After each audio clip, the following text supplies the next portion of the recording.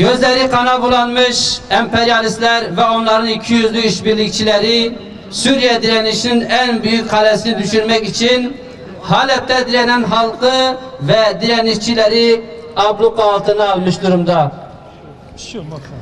İnsanlık adına hiçbir kural tanımayan bu vahşet güçleri Suriye'de devam eden insanlık trajedisini daha da ileri taşımak niyetindedirler. Sivil halkı musahara altına alarak Halep'in geçiş koridorlarını kapatan bu insanlık düşmanı zalimler uluslararası savaş hukukunu hiçe sayarak insani yardımların ulaşmasını engelleyecek kadar acımasız olduklarını bir kez daha gösterdiler. Bugün bütün dünyanın gözü önünde yardım konvoyunu bombalayan ve 41 sivili katleden bu zalimlere hiç kimse dur diyememektedir. Bu utanç verici durumu şiddetle kınıyor ve lanetliyoruz. Bilfiil şahit olmaktayız ki dünyanın süper kafirleri ve onların bölgedeki işbirlikçileri bütün güçleriyle 6 yıldır Suriye halkı üzerine bomba yağdırmakta ve yüz binlerce insanı katletmektedir. Bütün bu olup bitenler karşısında Birleşmiş Milletler denen kukla kuruluşun büründüğü sessizliği ve zalimlerden yana takındığı tavrı bütün dünya görmüştür. Keza Müslümanlar da artık bilmelidir ki demokrasi ve insan hakları söylemleri söz konusu İslam coğrafyasıysa tam tersine işgal, zulüm ve katliamların bahanesi haline gelerek sömürgecilerin politik müdahale aracı olmaktadır.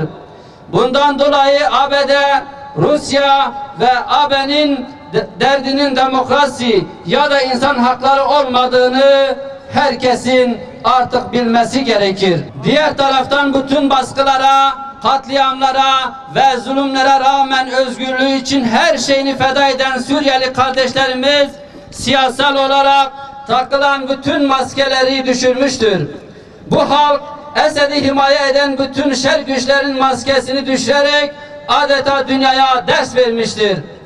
Bugün Suriyeli kardeşlerimiz bütün Müslümanları hakikati canlarıyla ve ağır bedeller ödeme pahasına da olsa göstermiştir. Biz de buradan bütün Müslümanlara şunu hatırlatmak istiyoruz. Her şey bu kadar aşikar iken politik hesapların arkasına sığınarak zulme sessiz kalırsanız bugün Suriye'yi yakan ateş yarın bütün İslam alemini yakmaya başlayacak ve size de sessiz kalınacaktır.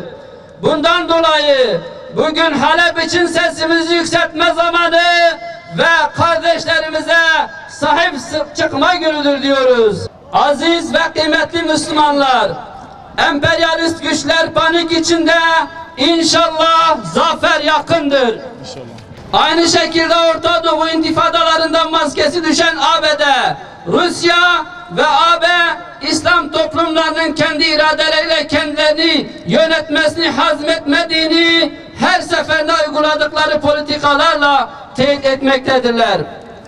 Bu ikiyüzlü tavırlarını 15 Temmuz darbe girişiminde de net olarak görmekteyiz.